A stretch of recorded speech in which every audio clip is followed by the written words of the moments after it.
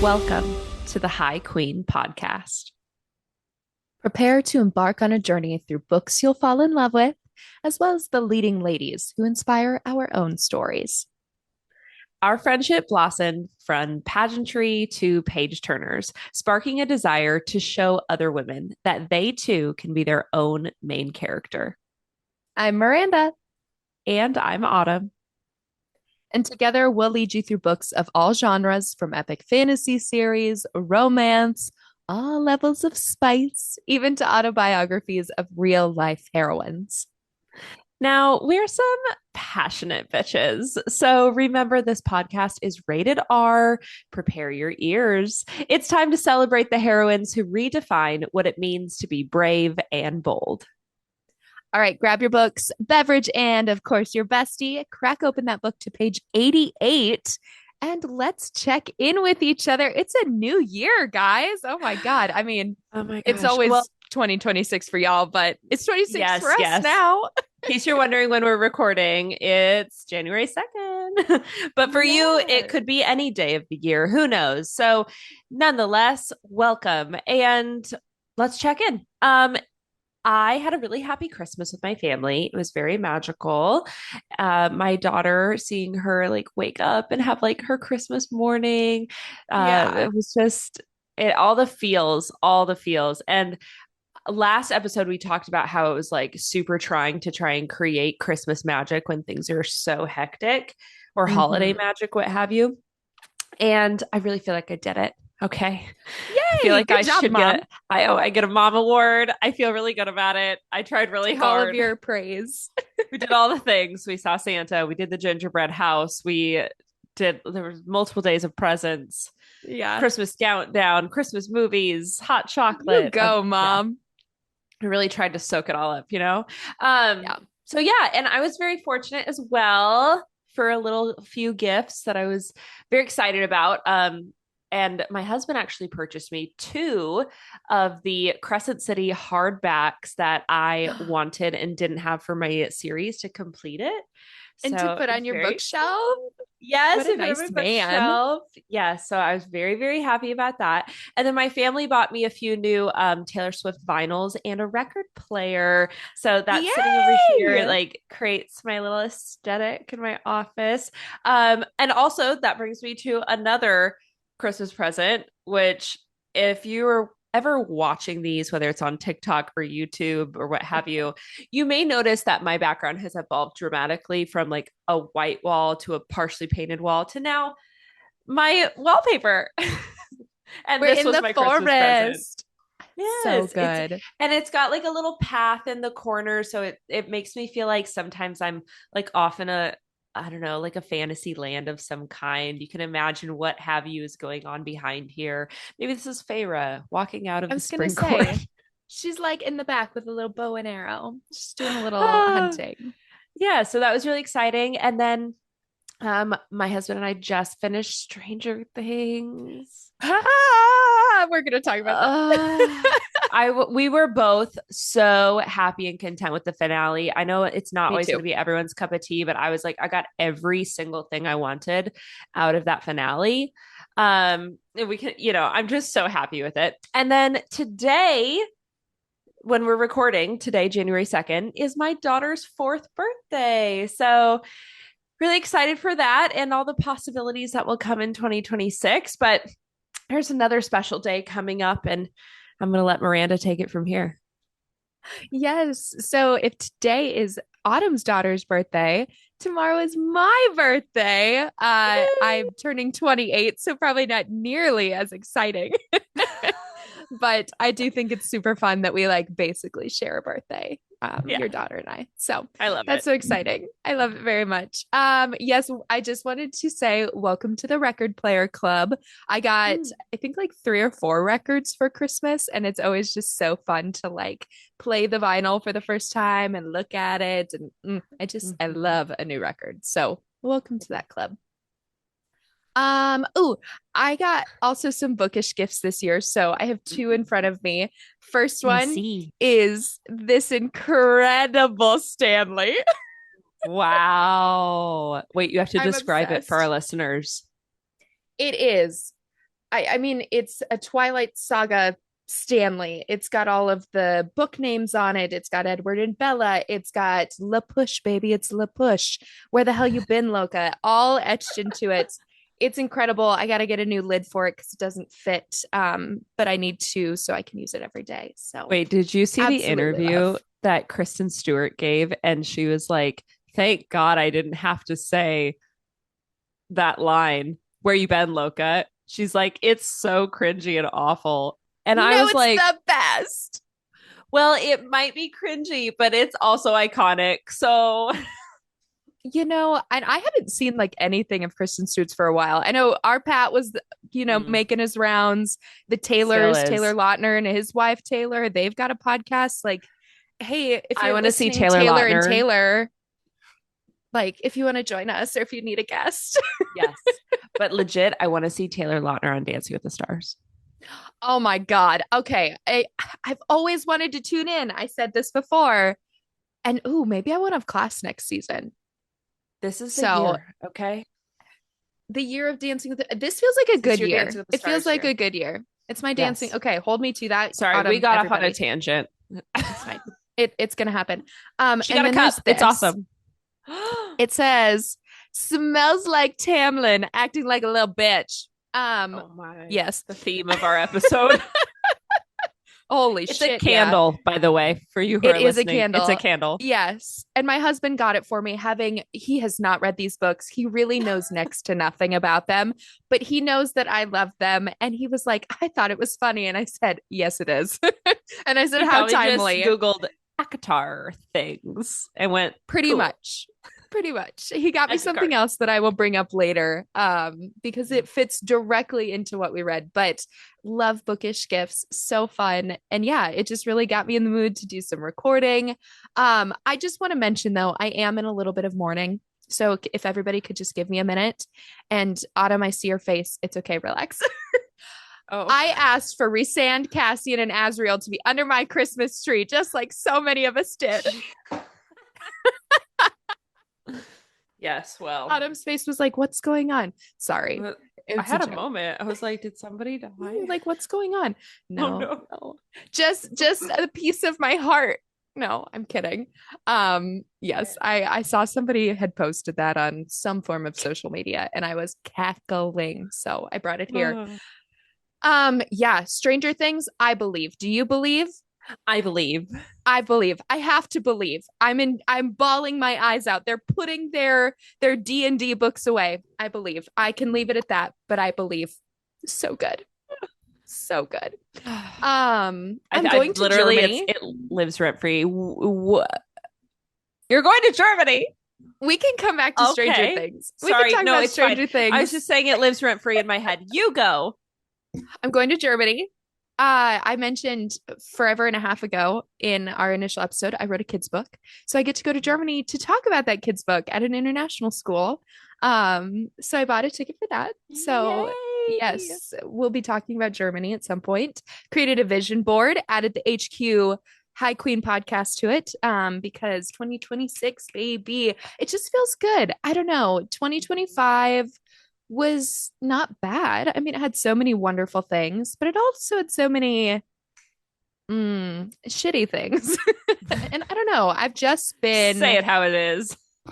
we all get that way, right? Like, we're all like, new year, it's going to be great, whatever. I don't know. Something just feels different. And I'm like knocking on wood and crossing the fingers and all the things. But Yeah. I don't know. I'm excited. I'm also an even numbers girl. So I'm like 2026. Six is my favorite number. I don't know. We'll see how it goes. But I'm excited for a new year and the pod is dropping soon, even though you will have been listening for a little bit, but for us, it's dropping soon. And we are in such a wonderful chunk of this book. So good. Ooh, delectable, if you will. Great My word. initial impressions was this was such a huge chapter chunk for us to go through, right? Like 8 through 22. We really said, let's just read forever. Okay. But truly, when I was looking at where do we stop this portion, there were so Mhm. many back to back moments of important plot movement and world Right. building that I really felt like we had to do a bigger chunk for this. And I'm glad we did. I My initial impressions of this whole chunk are a little whiplash, right? We go from thinking we're doing something to just completely pivoting into a whole new Yeah. storyline, a whole new location, new characters, just so much information. It was an information download, which you're going to get from us in our recap today, a little synopsis of all of that. And something that I did write down that I really loved that kind of, I don't know, what I think initial impression. There was this line in the book when we go to Valaris that is talks about the heart of Valaris being the artist's quarter. And for some reason, that just made my heart so warm to think about a Mm. city and a people prioritizing artistry. Right. And I think when I take away my initial impressions for how this chunk of the book made me feel, it's like it feels like becoming, it feels like warming up, it feels like rediscovering heart. So Yes. that was my initial impression. So good. So good. My initial impression, being a human is a drag. Yeah. No, it is, but it's not, right? I just, especially when we get deeper into, I mean, we saw so much more of the Night Court and of Prithian in this chunk, and we learned about more people and places. And Mm. oh my God, the world building that we get so quickly and so deeply. It's just so exciting. And I want to go to Valaris. And someday we will go to the human version of it in what is it, Switzerland or I whatever. think so. Yeah. But I also I love to see our badass Feyre making her way back. Like we're getting glimmers of our girl. She is breaking out of this depression and I'm like, "Yes, yes, yes. Yes. Come Yes. back to us, girlfriend." So, the initial impressions, being a human is a drag and Feyre badass. We're seeing it again and I'm so excited. Absolutely. So let's go ahead and kind of revisit some of the important details of what happened in these chapters, since it was so much, before we start to dive into some of our favorite character moments. And we're going to go all the way back to chapter 8. Yes, so we're going to split this up because it was such a large chunk. So I'm going to take the first half of this. Feyre and Tamlin officially kind of stuck in this awful pattern of like emotional absence and kind of emotional abuse. She's gone for a week, she comes back, then he's at the border for a week. There's really no explanations, no communication, shocker, no conversations about the tithe, their future, God forbid their marriage. Basically, just silence. Like they are just not communicating. Then at the TIFF, Feyre is pretty deeply uncomfortable. Like I don't know about you, but I could feel the like awkward in the way it was written. And she doesn't Mm. know what to do with all of this like praise that everybody's giving her. She's feeling disconnected from what they're doing. It doesn't really make sense. And then this discomfort turns into something darker when a water wraith, which I loved their description, arrives with nothing to offer. And Tamlin, ruthless, cold. And Feyre goes, I looked away, unable to stomach the merciless face. Like, oof, oof, okay.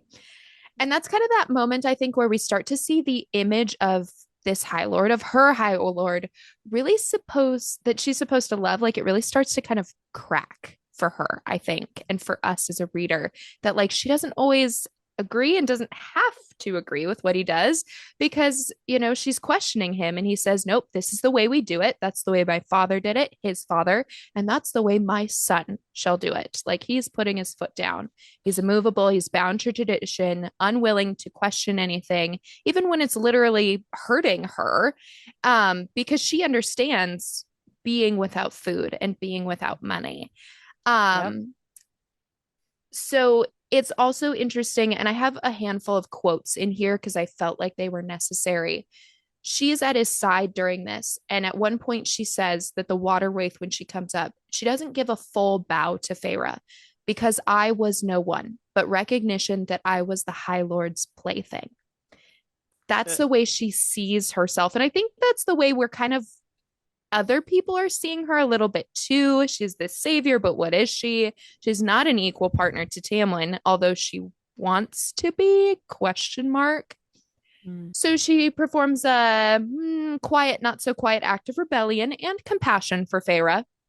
And she gives the jewels that Tamlin gave her to the water wraith so that they could pay and get food for the tithe or the tithe, excuse me. And the wraith promises Feyre that she and her sister will not forget this kindness. And that felt very important to me. Like a seed was planted. There was compassion over power, something that may matter if there is a war to come. She's making connections in a different way. Then, of course, Tamlin is furious. So Feyre finally pushes back, and I was like, yes, queen, yes, do this. When she does, she feels that something stirring beneath her skin again. And all of a sudden, this bitch, she slips into Lucian's mind. And she's like, I was Dun dun mind dun. boggled. Reading it again, even I was like, oh my God, it's crazy. And then when she leaves his mind and she leaves the room, gets up from the table that they're at, there are burned handprints left in the wood of the table. Fire, mind powers. Our girl is just racking up all of these little powers. So, yes, Tamlin apologizes, but now, there's this pattern: anger, apologies, gifts, sex, no talking. Okay. Mhm. But then when Feyre does get these opportunities to talk, she kind of shuts it down herself. So whether that's self-protection or emotional withdrawal, it's not really clear. But what is clear, communication not working between these two. And then because they won't communicate or won't communicate in a healthy way, another argument explodes. And Feyre drops this line like a goddamn blade: then marry someone who can put up with this. Mm-hmm. And in the midst of this argument, in the midst of them finally kind of opening up with their anger, an explosion rocks the house, rocks the manor. But it turns out that Feyre caused it because she creates a solid shield of wind and air and destroys Tamlin's study. So add wind to the powers list as well, or like whatever this creation is that's destroyed. What? I feel like I read that totally differently. Oh, how did you read it? I love it. I love it. I I thought Tamlin exploded like into like he in rage And then she and was like protected herself. tearing things apart and then when it comes down to it, his rage like destroys stuff and she's just Ah, protecting herself in her cocoon. so that makes more sense then with what happens in a little bit. But then, so the first time I read it, that's more so what I thought. The second time here that I read it, I thought maybe she did it. I don't know. Well, now I'm like, is this open to interpretation? I have questions. I'm sure it's not. Where was this? This was chapter 10, 9. 9, 10. Un momento, guys. Here's some do do do do do do do do. Page We gotta 99, look. maybe? 99. Then marry someone who can put up with this. Okay, I see that. I'm I'm drown. Okay, drowning. not bottom of 99. I'm drowning. I managed to say I'm drowning. And the more you do As this, the his more power. guards, you may as well be shoving, or sorry, you might as well be shoving my head under the water. Nothing in those eyes, that face. But then I cried out, instinct taking over as his power blasted through the room. The window shattered, the furniture splintered, and that box of paints, brushes, and paper, it exploded into dust, glass, and wood. Okay, that makes more sense. Because I also was like, I thought that he did it, but then this time I thought she did it, and I must have just missed the he within that. That's So, okay. I was just like, huh? no, you're good. Backtrack. We figured it out.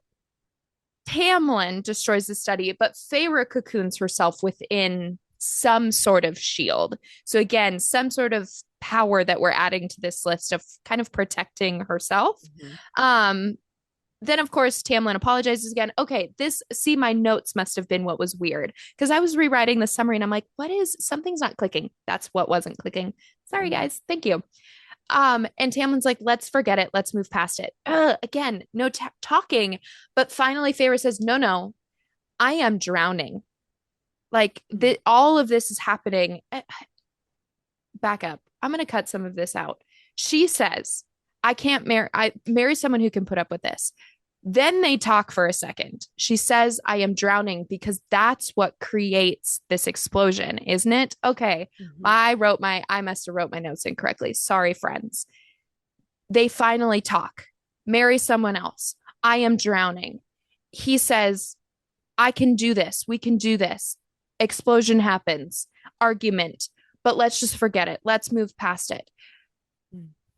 For the first time, they're both honest, but it still feels fragile and unresolved because this is really the only conversation they're having. Still broke out in an argument and this explosion of anger. Tamlin does say he's going to remove some of the guards and, of course, offers physical affection, but Feyre just continues to retreat further within herself. And then enter Sass King. Rhysand breaks through Tamlin's wards, comes directly into the manor this time and says, all right, Feyre, time for week number 2. And then all of a sudden, Tamlin is like willing to bargain with him, which was interesting. He's pissed about it. He doesn't really want to talk to him. He'll talk to Rhysand and Ianthe and Lucien, but he won't talk to Feyre. Whatever. No luck. Doesn't want to bargain. So back to the night court we go.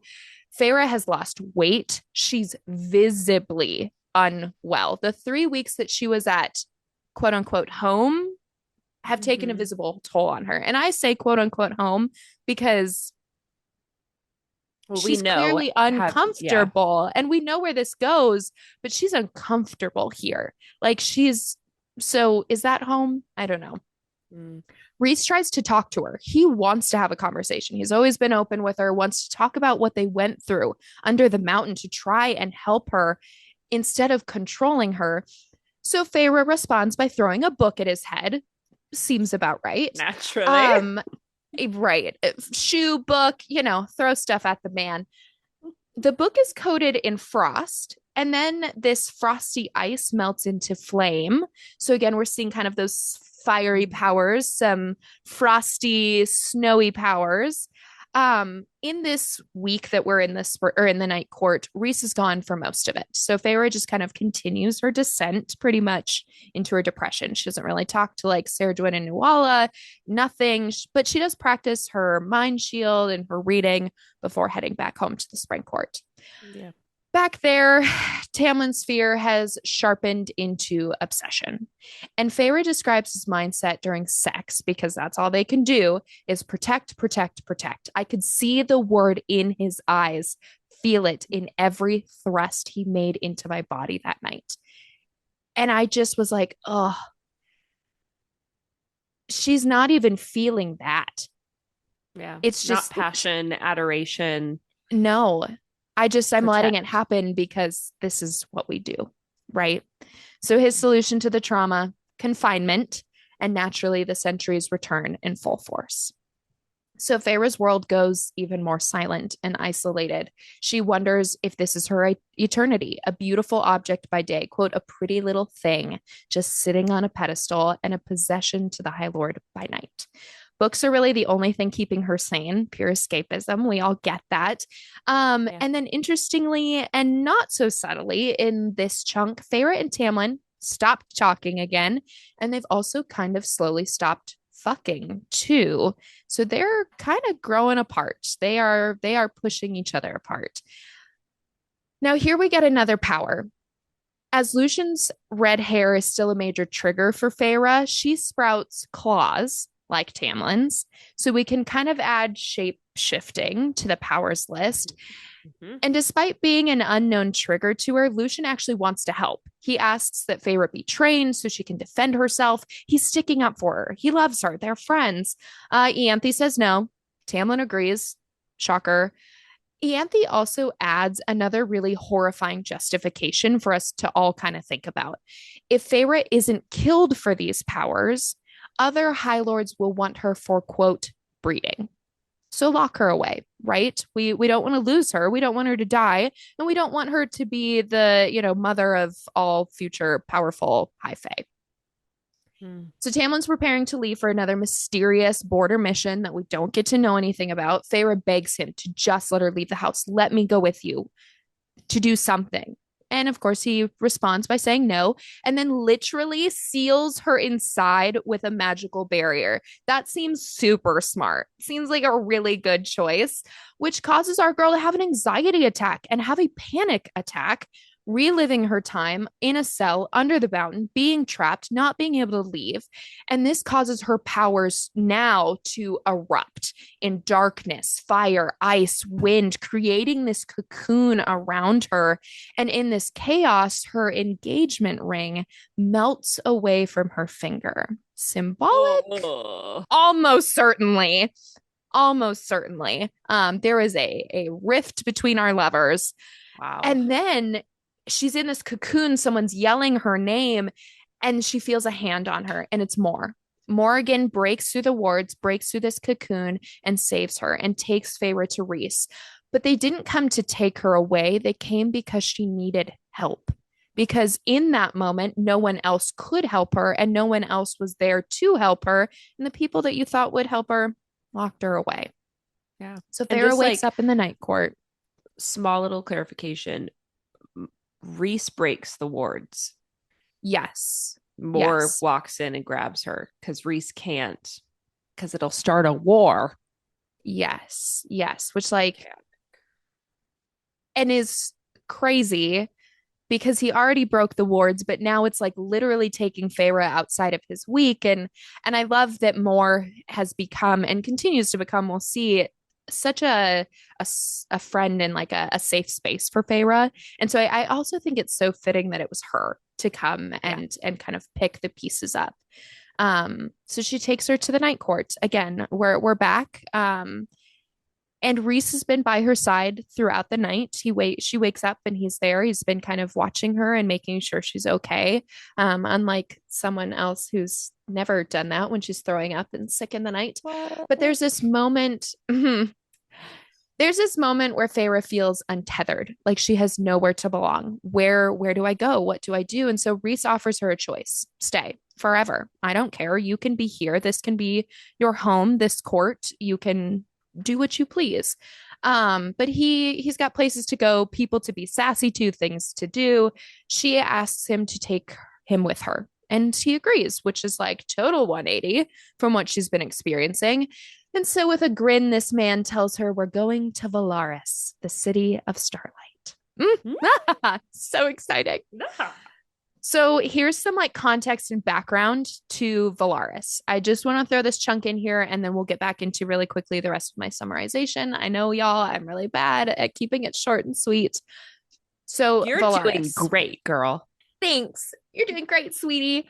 Rhys explains that when Amarantha stripped the High Lords of their power, we know he's the most powerful High Lord. So his power was so vast and he had enough remnants remaining that he had just enough that he could protect one place. And so he chose Valaris, which I think we can all understand why. Seems like a beautiful, beautiful place. So, in using that power, he wove this mental web throughout everyone who knew the city. So, his family, his inner circle, its people, and he erased Valaris from their minds. Amarantha would have tortured and killed anyone close to him. And this was the only way that he could save him and save this beautiful place that we learn he has such a deep connection to. It's called the city of, or the court of dreams. It's a beautiful place. From the outside, to anybody who would come upon it, Valaris appears as nothing but mountains and rock. And anybody who continues to approach would simply be turned away. Like their minds would just say, oh, okay, we're good. So for 5,000 years, Valaris has remained untouched. There's no slavery, there's no fear, no Amarantha, no Highburn, art, music, creativity, like we mentioned earlier, have flourished. So this is why Valaris is the court of dreams, while the hewn city, which is what we've been above up till this point when we've come to the night court, That is the brutal image that Rhys shows the world. That is the court of nightmares. So that's kind of the split in his court.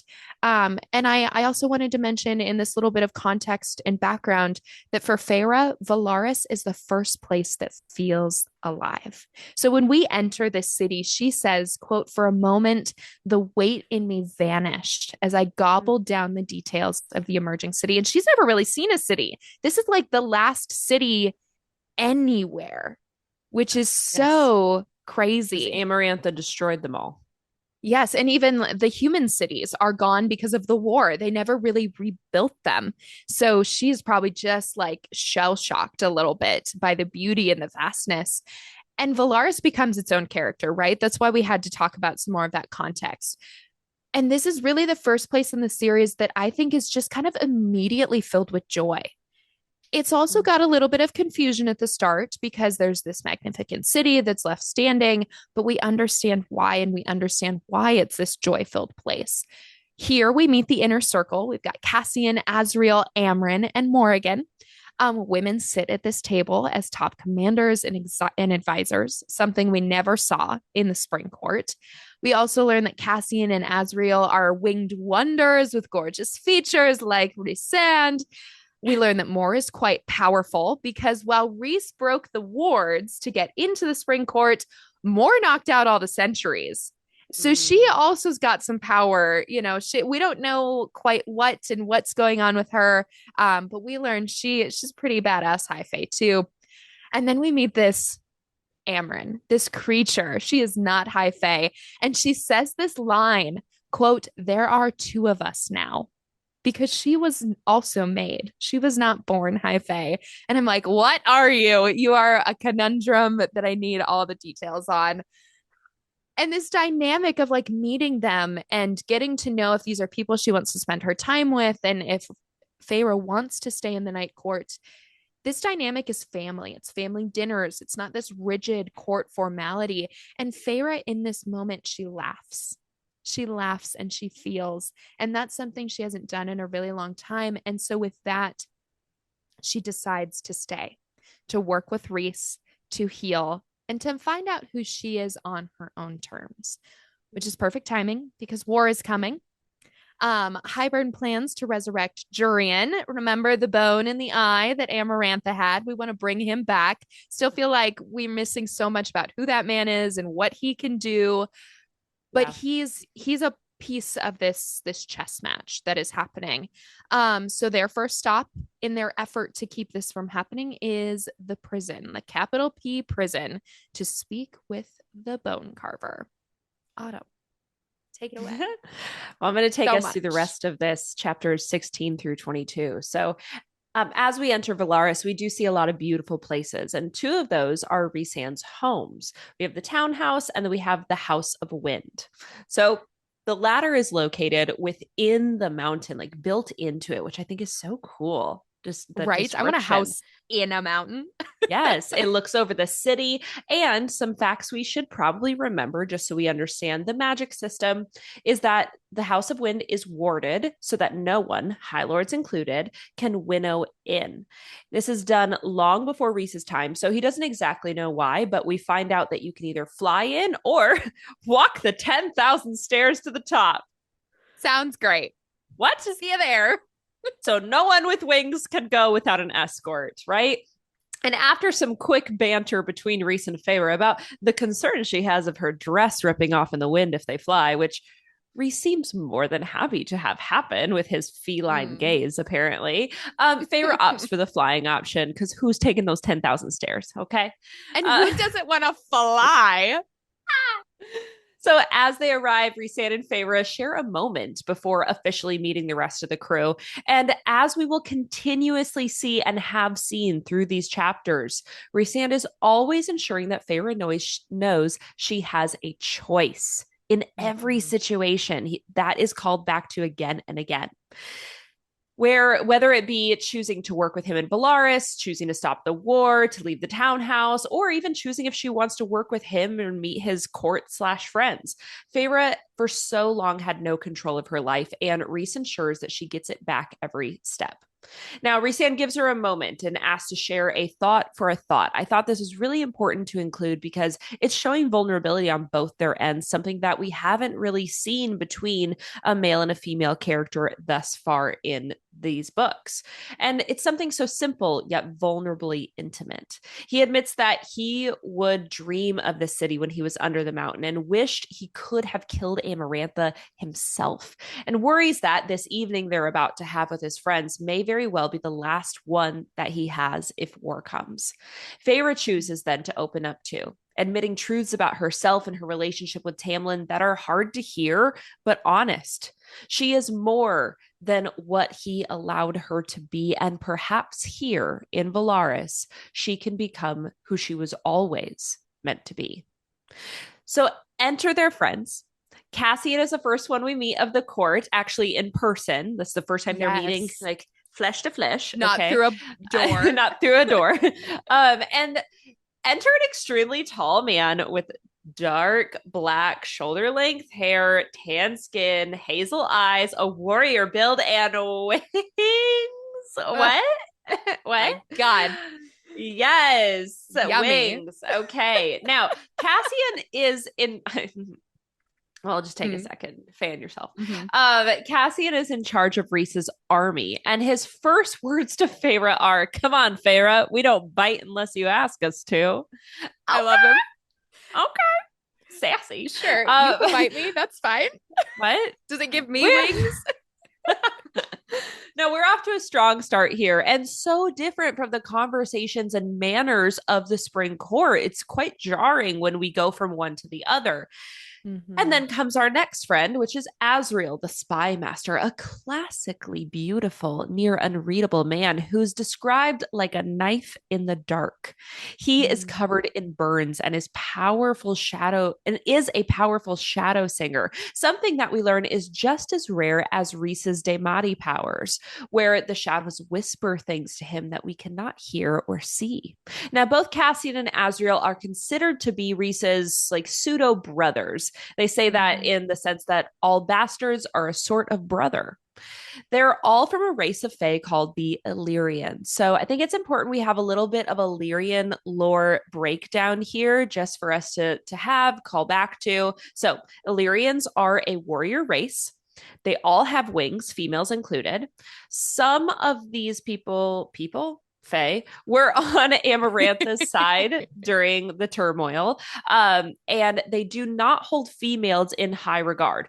Only recently, this has started to try to change because of Rhys and his policies, where women are allowed now to train as warriors, but the progress is super slow. We love Rhys. He's a feminist. He says, ladies, break that glass ceiling. Get it. Now, unfortunately, though, in the past, the women's wings were clipped, and that was a common practice for the females when they reached puberty. Rhys is trying to change this as well, outlawing it, but it was something that was commonly practiced.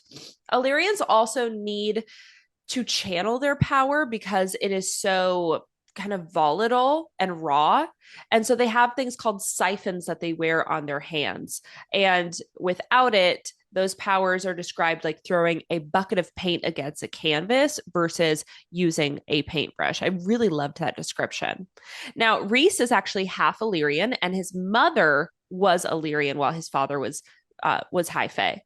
But she escaped getting her wings clipped because of the mating bond that she had with Rhys's father, which is fantastic. So we get to learn about Rhys flying as a kid with his mom. And I think that's so cool to hear and describe and to envision him as a child after meeting him as a grown man and meeting him as like our bad character, I guess, our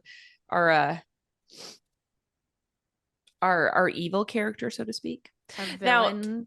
Yes, our villain question mark. I know I have a hard time coming up with the words because I'm like, it doesn't feel like that. But now He's Rhysand supposed to be. Yeah. Rhysand introduces Feyre to his court as his friend, not a savior, not some fancy new creature, but his friend. And Rhys didn't Mhm. tell his court any of her backstory and instead once again gave Feyre the choice over what she wanted the others to know of her. In fact, while the people of Valaris are aware of the cost of their safety and understand the sacrifice that was made, they also don't know of her yet. We see Morrigan again in her signature red color, which apparently doesn't trigger Feyre here. Odd after all those instances of red making her have a panic. And then we Right. meet Amren, of course. She makes Feyre's very instincts want to run and hide with Amren's short, glossy black hair, tan skin, and silver eyes that look to Obsessed. hold a different sort of creature. I mean, I don't blame her. I'd want to run and hide on that too. Silver eyes. Ooh, creepy. Now, Amren tells us that she and Feyre have something in common. Miranda said they're both made. So we know that there are actually three known made Fae: Feyre, Amren, and a female named Miriam who was given long life. But apparently, that's all we know about her so far. After agreeing to work through Sanita's court, Feyre is put to work right away. No time like the Yeah. present. Um, Dive on and in. and so then we tell her, you're going to go to a prison and meet a bone carver. So here is what we Mm, know of the prison. Again, important lore. I know this is information download here, but that is basically what we these need it. chapters were. So we know that the prison is at the heart of an isle off the western mountains of the Night Court. It is freezing, deserted, barren rock, grass, mist, and sea. The prison is older than the existence of Prithian, and it dates back to when Moore's family had once ruled. Rhys believes that the Isle of the prison may have at one time been considered an eighth court, but now falls under his jurisdiction. Now, Amren was once a prisoner inside this prison, but in a different body, and now she refuses to even go back in. I mean, fair, Yeah, right? I same. I probably would be like, nah, baby, I'm Fair. gonna stay home. Now, there are wards around the prison that demand that prisoners walk in the long way and you cannot fly or winnow in. Again, with the whole you gotta walk. You Mm. can't even fly in with this one. You really got to work for it. Now, Get your Rhys tells steps in. get your steps in. Turn your Rhys tells Apple Watch Feyre on and count your steps. Rhys tells Feyre that she should not say anything too loud or even whisper, that she doesn't want anyone to hear while they're climbing the mountain to go to the prison, saying that the inmates have nothing better to do than listen through the land. So either they have really good hearing or the shadows whisper things to them as well, kind of like they do with Azriel, making me wonder, are the shadows themselves sentient? It's Mm. very, I don't know, but The makes shadows you are makes you so wonder. interesting. Hmm. Mm. Now the prison has gates made of bone, and it opens into a darkness that is described as almost inky black, meaning you wouldn't really be able to see anything. The guards of the prison themselves actually dwell within the walls, so you don't really see them. They only come out for So crazy. quote feeding time, which I don't know, that itself sounds Dementors? creepy. Question Kind of mark? feels like that, yeah. Now, Yeah. Rhys believes oh, sorry, I already said that. My bad. Keep it going. So, moving on. Now, Feyre actually tries to go to the prison twice, right? The first time she begins to panic. And the thought of going under a mountain, of being in an enclosed space, it's so dark. It reminds her of going under the mountain in the first book. And Rhys quickly recognizes her emotional distress, navigates her through it, and says, it's okay. We'll try again later. Not push through, not keep going. No, no, no. We have to take care of you. As important as this task is to save the world, But you let's come make sure first. you're okay. You come first. What? Mhm. Okay. So they decide to try again another day after Amren gifts her with a special amulet of hers that's intended to keep her from harm. The second try is successful, and Feyre finally meets the bone carver. Here is your download on the bone carver. Mm. He is caged beneath the roots of the mountain. Also, mountains have roots. This What? mountain does. I sorry, I was trying to visualize that like an I iceberg. I'm like, mean, I don't get it. yeah, think about like plate tectonics when you were Uh-huh. like a kid. And like, Oh my God, yeah, is this going to come there's back to bite me in the ass of all the people being like, you definitely, didn't know mountains had roots? I mean, we're Sorry, I'm both not thinking idiots of it like then. a tree. But, anyways, No. the mountains have roots. That's where the bone carver is. And apparently appears differently to each person based on what the bone carver chooses. Mm. Sometimes it could be to trigger an emotion from the visitor or to give hints at other things in their lives. Feyre sees the bone Didn't know carver that. as Feyre sees the What bone was that? carver as a boy with dark hair and eyes of crushing blue, while Rhysand sees him as Jurian, who he came to ask about. Now, we learn that you must never lie to the bone carver, that you trade a question for a question. So he gets to ask one, and you have to tell him the truth. And then you get to ask him something, and he has to tell you the truth. He has an obsession with what happens after death, nonstop asking Feyre about it. And he says Feyre's name in a way that makes you contemplate how similar Amarantha said it, remembering that Amarantha said her name and said, that is an old name. It also makes you wonder what kind of a connection Feyre's name has to her heritage and why her parents picked it. The bone carver tells us also about a special object that is the key to the King of Hybern's plans, the cauldron. Now, throughout these books, we've often heard the phrase by the cauldron or um, blessed be the cauldron, right? Like whatever phrases they, it almost feels like they're deity. I Now, love it. before Fae, before man, there was a cauldron that contained all the magic of the world, and the world was born from it. It made all the things, so if broken, life would cease to be. It fell into the wrong hands, and a great and horrible things were done with it, and powerful things were forged. The feet were taken off the cauldron to diminish some of its power and then hidden in three different temples, which we have learned already that some of those temples have been sacked. So the King of Hybern, we know, is on the move with his plan. Now, a dark maker used the last of the molten ore to forge something called the Book of Breathings. Written between carved words are spells that negate the cauldron's power or control it wholly. It was split into two pieces after the war, one to the Fae, one to the humans. The Fae half is hidden in the summer court, and the human half is hidden within the human queen's castle on the continent.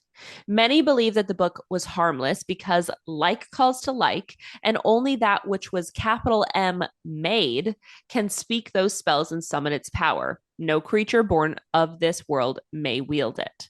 A lot of hints there. And if you are an Mm. audiobook reader, you may have missed the capital M made thing. But in the book, Sarah J. Maas specifically does capitalize that. So we want to make sure we focus there. Then, As you're telling this too, can I just oh, say, yeah. so before this, we don't know that the human realm has female queen, like, sorry, queens, female, has queens, that, I don't know, rule, quote unquote. Man, Tamlin must think really poorly of women and humans if others can have females in power. Sorry, I have beef with him. Keep going. A Feyre being made may mean that she can track the Book of Breathings because like calls to like. She's made, it's made. And then she would maybe be able to use the Book of Breathings to nullify the cauldron's powers. Makes me wonder, is nullifying not the same thing as destroying? I guess if you don't explode it, you just stop it. We'll find out, I suppose. But Yeah. that's the goal right now. Now, Rhys believes that Feyre is made of all seven high lords, which we learn from the nuggets she gets, and meaning Mm-hmm. she is an element of them within herself. Therefore, she can access things that they have hidden with their power, like the Summer Court Book of Breathings half. And this theory needs to be put to the test before they like go out in the big excursion. Fair. I would maybe not go all the way there and be like, let's see if it works. So he has a Right. plan. He has a plan. He has hidden something with a creature called the Weaver. And he wants to see if Feyre can detect it with his nugget of power inside of her and retrieve it. Easier said than done because the Weaver is not a nice little old lady that is gonna just feed you tea and cookies. Um, she, No. it, she lives with Voldemort. It's Voldemort. That's unsure. the vibe. She lives within the center of Prithian, also where the mountain was that Feyre goes under the first time. And in the center, there are really no rules. It's kind of like a neutral territory that no one lays claim over. And it is the heart of where Prithian is and divides the north and the south. The weaver's cottage within this land is meant to be very inviting looking, like a place that a stranger passing through the woods would stop for a friendly visit or to seek help. Feyre even notes when she visits that the door is left slightly ajar, inviting you in. And as long as she only touches the objects that hold the same imprint as Rhys, doesn't make a sound or touch anything else, that the weaver will not even know she's present.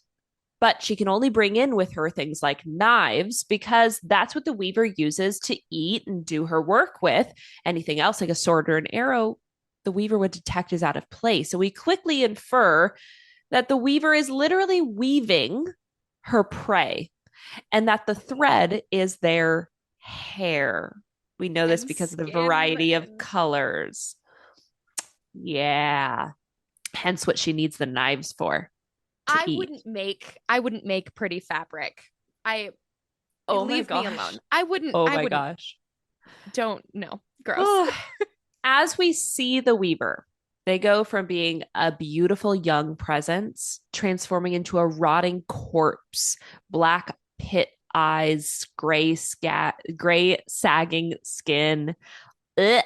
No And nose. I literally almost threw up when she's climbing up that I can't even talk right now. That chimney. Chimney of Oh my gosh, mm-hmm, covered in human fat and hair. I'm so sorry. I should have warned mm-hmm. any of you that were eating before I started talking about this. Ew. So Trigger warning. Late. so we get done with the Weaver, okay? And where's Rhysand? He is lounging in a tree Of nearby, course he is. chilling, while Feyre is fighting for her life. I mean, the swagger and belief in her is wild, uncanny. But alas, Feyre is successful and brings Rhys the ring that she retrieved. She is no longer prey. She is no longer a mouse. She is a wolf. She has become both what she feared and hated, but now accepts it as her strength in this world. A fine analogy for the fierceness she has had to take on. Yes. Now, with that knowledge gained, the theory tested, and the request of the summer court sent, all that is left is to visit her family and to convince them to let the human queens come to their home. Easy, right? But Mm. remember, they have no idea that Feyre has become so, so much more than she was when we last saw her, both on the outside and the inside. If we Chapter thought summary done. if we thought the weaver was a hard task and the bone carver was intimidating, holy shit, what do we think Nesta's gonna be like when she finds out her sister's a goddamn fairy? What? That's Yeah, y'all crazy. Okay, I know that was so long, but yeah. between all the chapters we covered, 8 through 22, Miranda and I had to really give you a recap. I'm not going to lie to you. When I was doing my portion of the chapter summary, I was like, oh my gosh, this started with the tithe? Right, What? dude, I forgot. I was Oh going my through, gosh. I mean, just read it, but I was going through all of my notes and I'm like, how far back did we go? Like, Yes. And I so think that is much. why it's so nice to have a podcast where you can like recap this and reabsorb it because you read it for the first time and it's like going to a Taylor Swift concert. You enjoy it so much and you're like, I blacked out. What happened? Right. Oh, Sorry, that was a absolutely. niche Absolutely. experience. But We all nonetheless, have you're them. like, what? So it's important for us to go through these recaps. And that's why we all listen to podcasts like this so that we can like reabsorb the information, Yeah. look for clues. I mean, that's what allows us to re-enjoy it, right? Because when the book's over, you close the book. You can always start again, but this gives you a way to just dive back into those moments that you loved so much. So we're going to dive back in with Feyre and really take a look at some of the moments that we loved with her. Now, of course, Feyre is our main character. We see everything from her point of view. So, of all the character moments, this is going to be our most deep dived one. Okay. Oh We're going yeah. to spend the Oh most yeah. time with her. But, Our Feyre girl. starts. our girl. Feyre starts all these chapters so isolated, right? Everyone around her, including the staff, are keeping their distance. Tamlin, Lucian, even Ianthe know about her powers, yet they won't help her. And instead, they strategize without her. They keep her out at every opportunity. And Feyre needs help, needs to help people. She has that innate thing in her to want to do something, to want to do She's anything. compassionate. Yes, she is. And it sends her into a spiral with Tamlin, right? Literally begging her because she feels suffocated. And that outburst, I will say, it could have killed her. For Tamlin to just brush over it, like, no wonder she sank so deeply. This line that she Mhm. says, the girl who needed stability and comfort and to be protected had died under the mountain. I had died. So, yeah, of course, she is having a Mhm. full blown panic attack when he locks her up and her powers emerge all at once, which is like so cool to read the description of that Oh, cocoon of power I and need to see it. darkness. I I know, need to it's see so it. wild. And then, yes, we talked about this, but her engagement ring melting off from her own power, a symbolic moment for what her and Mm. Tamlin's Mm. relationship became. But then the next part, which we didn't really talk about, Alice. Alice tells Mhm. Morgan, take care of her. And reading this Alice. this go around, it made me tear up. And we talked about this in a previous episode. I don't often get triggered enough to cry at books, and which is ironic because I am a crier, okay? But this moment made me tear up for her to say, take care of her, because Alice Yeah. loves Feyre so much. And you can tell how deeply she wants her to be nurtured and cared for, that she wants what's best for her, regardless if it is in the spring court or not. And We Feyre's love a woman. transformation. Oh, We, yes. we love a Yes. I woman who love, cares I for a love woman. Alice. I Women love supporting Alice. women. Now, Mhm. Feyre's transformation while she's in Bellaris is dramatic, to say the least. And it is funny what a little space and freedom can do for a person if you allow them it, right? And I think she Mhm. pretty quickly realizes that she's not going back. I mean, one, her saying, like, take me to Bellaris, like, fine, I'll never tell another soul. I'll lie for the rest of my life to the people I love. That's like Mhm. one commitment to this. But then she says, I could not yield that part of me that had awoken and transformed under the mountain. And I didn't know how to go back to being the human that wanted safety, protection, and coddling. She even goes as far as realizing that she had let Tamlin convince me not to learn about my own powers for his sake. Oh my God. I don't know about you, but that line sent me. I was like, yep. You don't see it when you're in it, but when you're Uh-huh. out, When you're out, you're like, oh, wow, I let myself do wow, it that. was loud. It was loud. Uh, Yeah, it's so heartbreaking. And it's like we go through these chapters grieving a love that we come to know and then realizing that locking her up was that last straw after months and months of her trying to communicate and how she was drowning. And I don't blame her, quite frankly. I don't blame her for being so ready to like ditch it, you well, know? she needs space, if nothing else. My God. I mean, we talked Yes. about it. She's got to become her own. And this is for all of us, right? Like, there's that saying of like, you can't love somebody else if you don't love yourself. And Mm-hmm. you have to live with yourself. I will always have to live with Miranda. Autumn will always have to live with Autumn. And if you don't know yourself and you cannot be yourself and love yourself, what can you do? You cannot offer Yeah. anything to anyone else without truly. I'll get off the No, no, I whatever love your high soapbox, horse. but I want you on your soapbox. And I'm going to keep going on that soapbox because I want to look at how, for a moment, this is what we do at the High Queen podcast. We look at these heroines and we say, how does this reflect back to my own life in the sad human world? And what can I take from that? Right? Like, we can't get out of our own reality. So we may as well take Eh, some great lessons from somebody in a fantasy world. And I think about women in our world and how much it takes to leave someone who you love yeah. who is abusing you, whether that be mentally, emotionally, physically. There is always a final straw. And, maybe we don't want to admit that that's what's happening with Tamlin, but it is. It is a form Yeah. of abuse. and Yeah. neglect. And Mental, yes, physical too, but absolutely. Feyre has to go through so much healing in this, and she has so many moments of self doubt, even thinking. And this part, oh my gosh, this gripped me. mm, At one point, she thinks maybe it would be better for her to just end everything, mhm. to commit suicide, to end herself. Just breaks your heart And for her. it does. And Rhysand grips her face. Oh, the visual of this. He grips her Mm, face and tells her never, ever think that again, not even for a moment. And it gives me chills, like his guttural reaction. mhm. And Rhysand even knows, or and even shows her, excuse me, through his eyes, like look at you through my eyes, and takes her into his mind so Mhm. he can see, she can see herself. And she sees herself as this sickly creature who needs to heal. Also making me think, do they not have mirrors?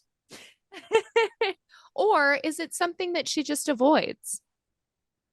You know what I mean? Because especially when you Fair. don't feel good about Yeah, yeah, yourself, yeah. I don't want to look at you myself.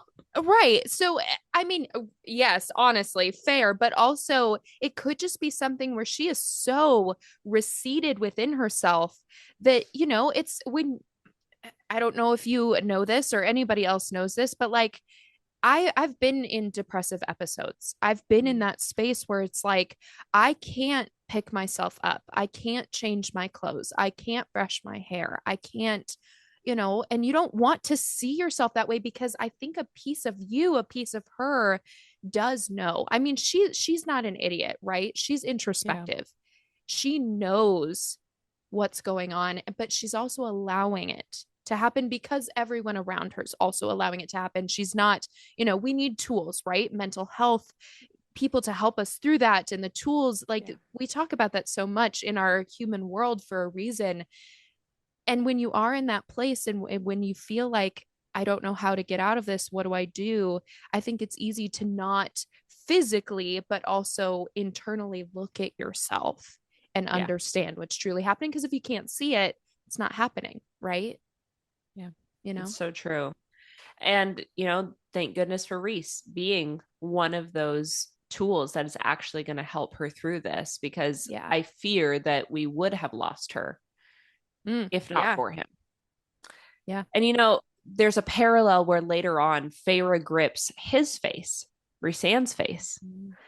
and tells him, it's a shame that people don't know who you truly are. And this moment, like, gave me the goosies, because Mm. it's a moment where I it's a moment where I start to feel like they're the better pair. Mm. Yeah. Their trauma And bond is not as dramatic, if you will. it's different. It's different. There is a Yeah. trauma bond, but it is different. And I think it's one of better vulnerability, which you can actually grow Mhm. from, right? It's Yeah. not stagnant. Yeah. And okay, so then their banter is Rhysand. so He's good. so The good. flirting is so good. And we're going to talk more about this when we get to Rhysand, because I wrote other things about him. But Mm-hmm. specifically, Feyre says, maybe I resented Tamlin enough to enjoy the flirtation. I I wrote feel that like down this is too. you did. Okay, great. I feel like this is the first instance of her being like, I'm moving on. Yeah. I which is like, the Again, the ring melts off. whiplash We of know these it's happening. chapters. Mm. I'm So I love you. much. I'm gonna stay with you. I'm numb. I think I resent you a little bit, and so I'm gonna flirt with somebody else. Which, like, Whoa. you go, girl. You go, girl. Do what you need. I mean, they say to get over someone, you get under someone new. I'm not saying, but allowing, but like allowing herself to feel, right? She's not feeling Yeah. anything. She's numb, she's empty. And we know that Feyre does quite well with physical touch and sex. Mhm. Like that, she can do that. That makes Yeah. her feel, or has in the past. So, yeah, go ahead, girl, flirt a little bit, figure out what you want. Uh-huh. Now, I think there are going to be, and have been, complaints about the speed at which Feyre switches gears here, of like, I love you, I'll be with you forever, I'll sacrifice my human life. She's a baby. She's so See ya, young. you know? But yeah, well, She's yeah. 19, 20 now. But might I remind everyone that this is not a quick shift. She has had months and months and Months. months of being neglected, of not feeling connection. So you begin to pull back within that space. You Yeah. begin She's had to time. retreat. You begin to fall out of love, even if it's in little bits. And so this isn't a quick split. And also, it's a traumatic one. So I do not judge her for the speed with which she decides to flirt with someone else and enjoy it. Yeah. Not at I all. I I met my now husband within like 5 seconds of ending a relationship with somebody else, It was a Stop. bad relationship. Same. Stop. Because I Same. I he in 5 seconds of knowing Josh, that's my husband's name. I'll probably said it before, I don't remember. I in 5 seconds of knowing him, I just knew that he was so much better for me. Yeah. That other person, there's nothing wrong with them, but we were not meant to be. And I actually wasn't going to say this, but I will say it now, and I could say it at the end, but it feels pertinent. Feyre is teaching us that it is okay to realize that your first love or a love is not an everlasting love. Mm. It is okay to grow and to change. And sometimes the person you love grows and changes with you, but not always. It is Yeah. okay to learn that someone is not right for you and someone is not meant for you, and someone out there will be. And so Absolutely. I really I appreciate it, and I agree. I don't judge Feyre for the way that she moved on, and maybe that's with my own journey, and maybe that's others will feel differently, but we all grieve and heal and change in our own time and in our own way, and whatever happens with Rhysand or Cassian, because apparently he wants to do the dirty deed, if you ask Rhys, That's whatever right. happens, like, she deserves to be happy. We all do. Tamlin, Yeah. as much beef as I have with him, he deserves to be happy, right? And maybe Mm. it's not meant to be with Feyre.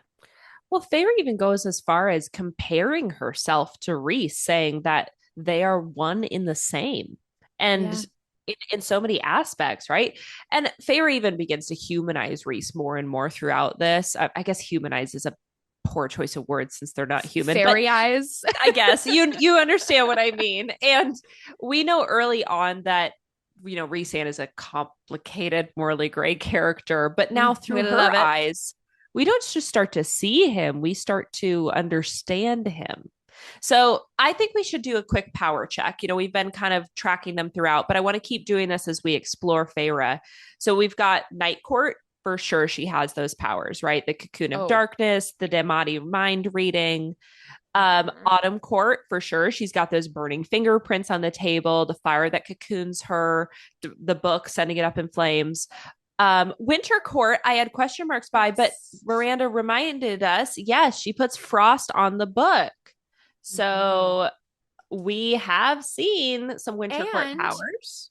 Was there doesn't more? she, when she's in the bathtub, she cools off the water, Mm. doesn't she? Like, I clocked You're that you're right there at the probably end. right. Yeah. Okay, and then Spring Court, we're not positive. Oh, yes, we are. The Talons. The Talons. Talons. She's the Ah, Wolverine. Yes. Talons in front of Lucian. Okay, Mm-hmm. Summer Court, though, we have not fully seen. No. And not Dawn Court. Day Court, we have. That's the wind powers that have cocooned her. So we Okay. have two Cool. left to reveal. That's exciting. I mean, I know. I don't really know like what they're gonna give us, so I'm excited. I'm excited. I know I forgot about the talons for a second and before until you said it. Again, recaps are important. So They're good to uh, see. They're good for us all.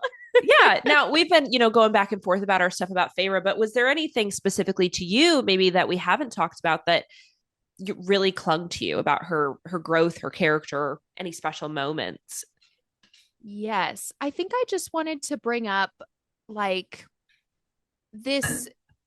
this change in Feyre that we've talked about a lot already, but like her leaving the spring court on her own ish volition. I mean, Mhm. like she Mhm. doesn't, but she does, right? She chooses to stay She away. chooses to stay away. Yes, exactly.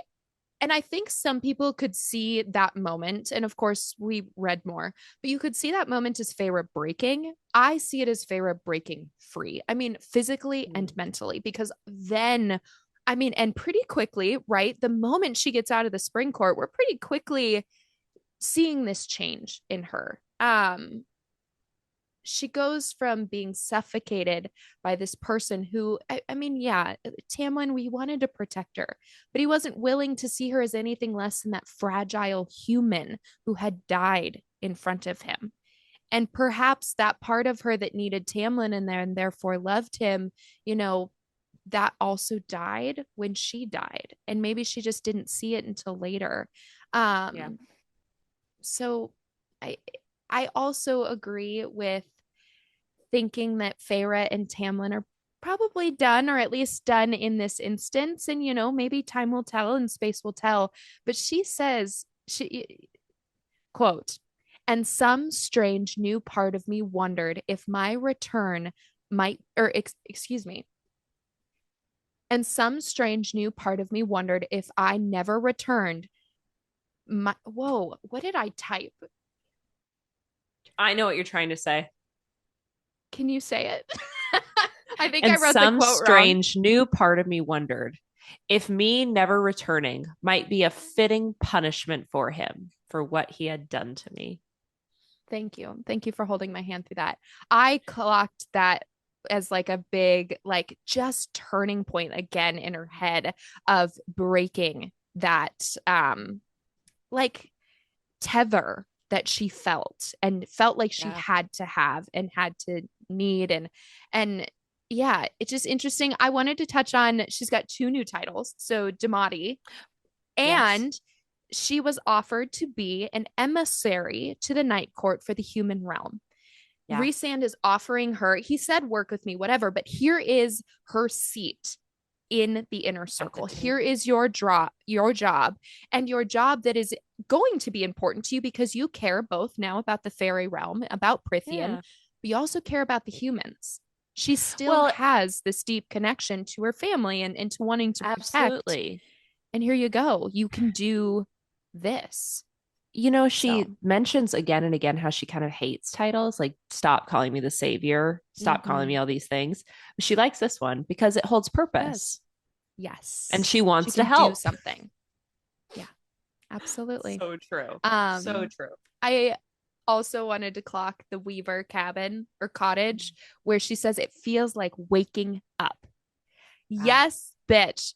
Disgusting moment. But she, I mean, literally pushing herself out of this chimney was her like breaking again, kind of breaking free of these chains that she put herself in within her own mind. And I was like, yes, bitch, yes. I can't wait to see what happens next when we go to the human realm and find the book. And you know, there's so much that's clearly going to happen. And I was like, yes, we needed badass Pharaoh back. We needed this. It was, I mean, it Mhm. was depressing and dark, and it had to be, but she Yeah. is so awesome. And I wanted the awesome girl back. And I feel like my best friend is back in the group chat or something. I don't know. I Yes. love it. Can you imagine? Well, first of all, this book series wouldn't be so long if this was the case, but can you imagine if our entire vision of her was just her painting in a pretty room? That's And it. how That's as all we got. lovely as that sounds, uh, we Okay, don't want it. fair.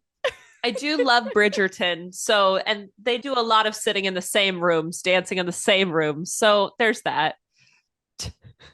But nonetheless, We can read I that at another time. much prefer the adventurous side of her. But you know, Mm-hmm. speaking of Tamlin, he's not in a good chunk of this, but No. he is still one of our main characters. It is still important that we talk about him, and we have talked about him at length today of the things that we're frustrated with about him and what he's done. So I'm going to keep this one a little bit short for me, but you know, Tamlin calls her a liability more than anything. Wow, Love that liability. I mean, I don't interchangeable for Tam think he Tam. has ever listened to his own words in his life and thought about them from another person's perspective. Yes. So, and then him trapping her. Okay.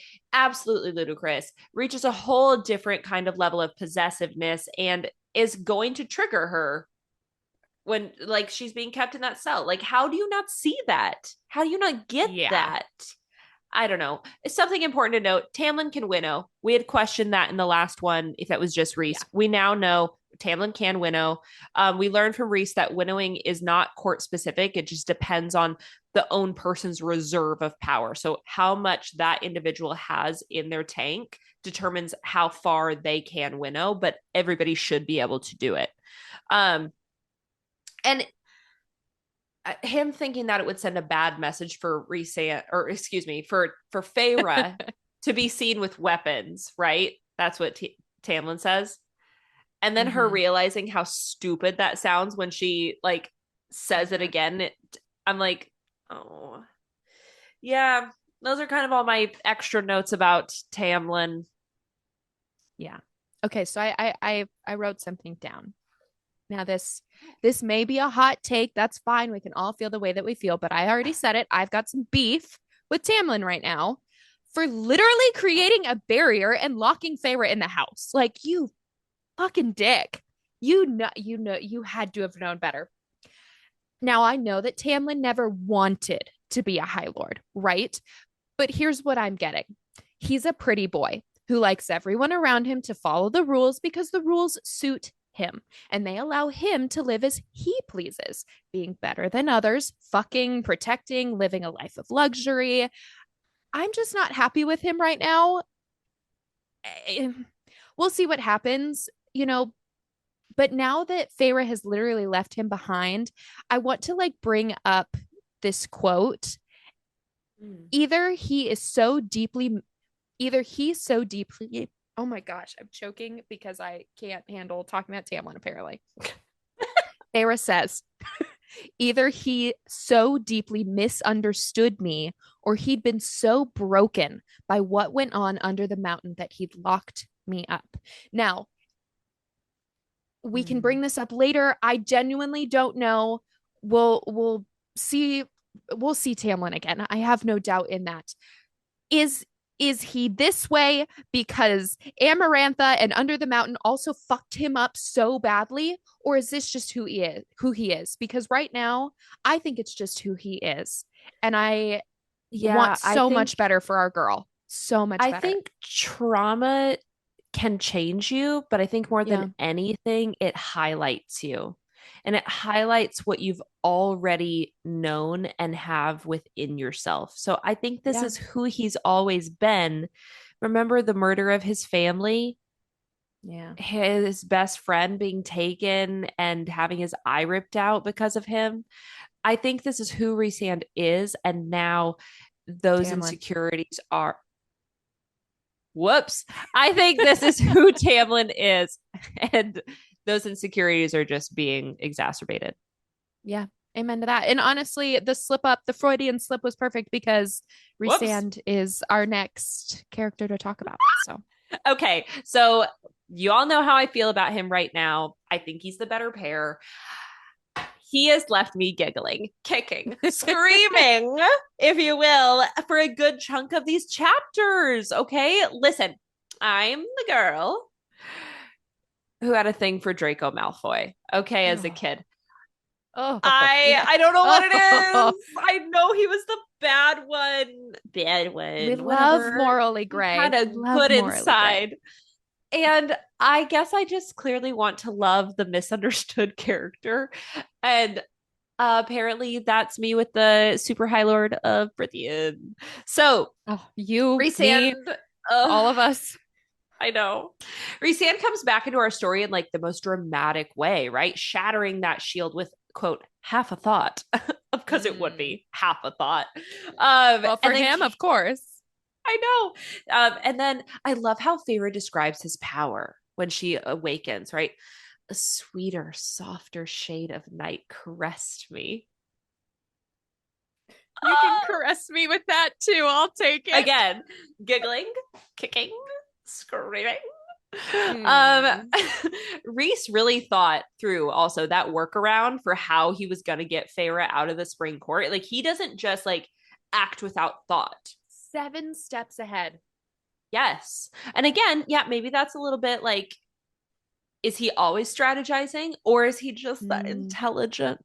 You know, is he just Well, and I'm smart? gonna add to that, like, he worries about Feyre, right? We can Yeah. see it. Yeah. She can see it. So is he a Down that caring bond. guy? Right. Mm. Is he caring? Is it all just a game? She says, like, devastation flashes on his face. He talks about when Feyre died and wanting her to come back. In one portion, he says, "You are my salvation, Feyre." Then, then later, this man, "Did you enjoy the sight of me kneeling before you? Is it Mm. all just a game? Are you just flirting and toying with her emotions? Because you're I have flirting and thoughts. toying with mine." I know. I know. Okay. Oh, girl, you said it. You said it.